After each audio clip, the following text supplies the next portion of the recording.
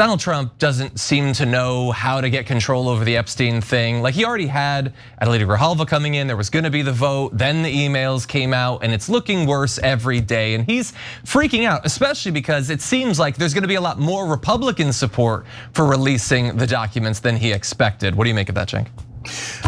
Yeah, I think that he is melting down in a beautiful way. But I think that what's happening is in the meltdown, he's giving us clues.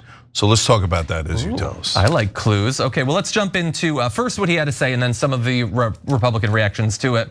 So he took more than a full day off of Truth Social posting, which is already like, if that's happening, there's something big going on. Either it's that bad of a scandal or the micro seizures have gotten really bad. Those are the only times he takes a full day off. So when he did come around to it, he said the Democrats are doing everything in their withering power to push the Epstein hoax again. Some capital W weak Republicans have fallen into their clutches because they are soft and foolish. Epstein was a Democrat and he's the Democrats' problem, not the Republicans' problem. But if he was a Democrat, why was he your best friend for literally decades? I don't know, maybe it was a bipartisan friendship, I don't know. So anyway, it's not his problem, it's their problem.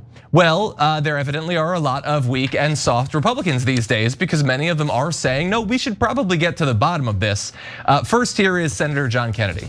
Well, here is the way that my people here in Louisiana see it, Casey. My people want to know who else, if anyone, did Epstein traffic young women to?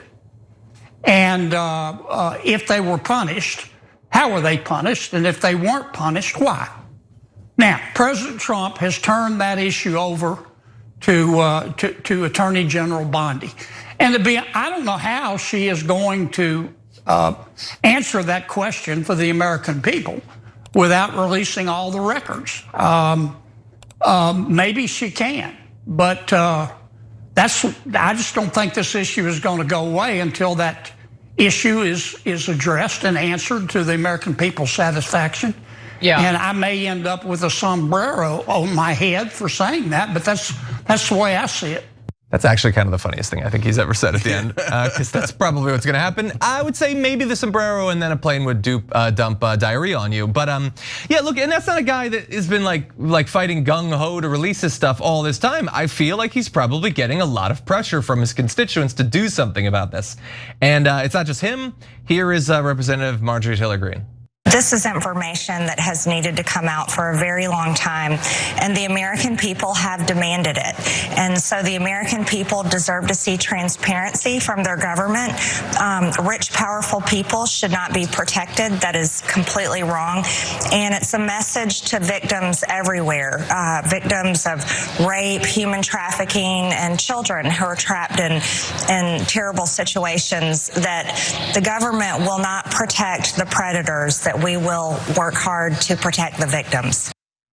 And so that's good. Now, she more so than John Kennedy has been consistent on this for a number of months, including not only signing on to the discharge petition, but also showing up at that press conference of the survivors.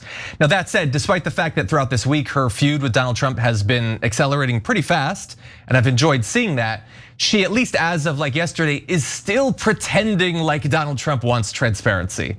And that is such a ridiculous thing to claim to believe at this point. It's not just her, they're all doing that. Lauren Boebert, after being brought into the Situation Room to take her name off of the discharge petition, comes out and says, I'm fighting with Donald Trump for transparency. Like, no, you're not.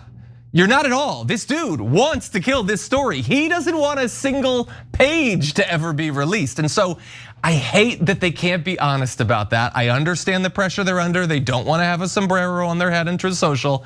But anyway, it is good to see them coming out and saying disclosure should happen. We'll end with Representative Thomas Massie, obviously who helped to begin that discharge petition. He said, Republicans should consider a post-Trump world ahead of the Epstein vote. They need to look past 2028 and wonder if they want this on their record for the rest of their political career. Because eventually, Donald Trump is not gonna be around to protect them or to try to distract from this issue. And we know that the base wants to focus on this topic. And so if you voted to stop this stuff from coming out, that could show up in ads, that could show up on the debate stage. It would not be a good look for them. Yeah, so look, Donald Trump is giving you clues by giving the game away. So later in the show, we're gonna talk more about how he's saying, okay, now I want you to investigate Epstein. Wait, I thought you said it was a hoax, but only Democrats. But when you say only Democrats, that implies you know for a fact that Republicans also did it. Because I wouldn't say to you, look, I want you to investigate how Israel is manipulating our Congress, but not Turkey.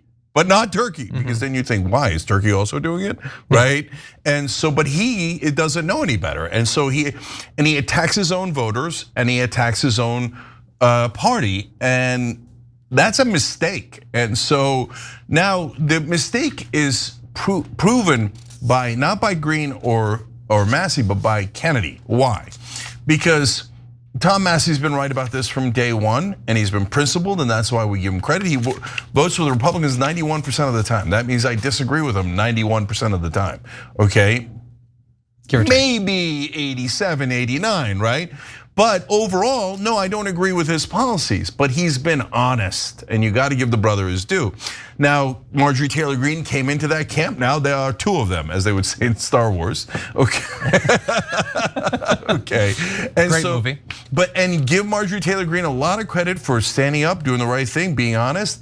And that was a great line about, hey, we're supposed to protect the victims, not the predators, right? So that's a comeuppance to Trump that is significant.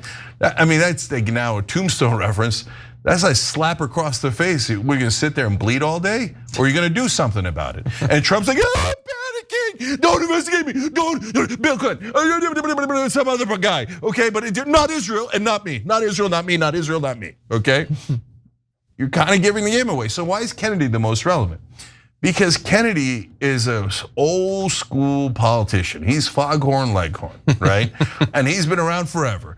And Kennedy doesn't move unless all of his voters have moved, okay? Yeah. So Kennedy's gonna stick with the powerful, he's gonna stick with his donors, he's gonna stick with Trump, and we've seen him do it. If he moves, it's only because that's it. If he doesn't move, he's gonna lose power because his base is gone. Yeah. And that's why he kept saying, my people are chickens, but still, they've also said Trump did it.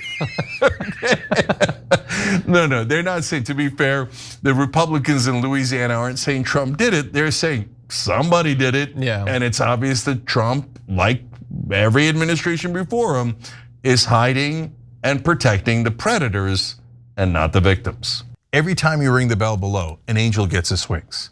Totally not true, but it does keep you updated on our live shows.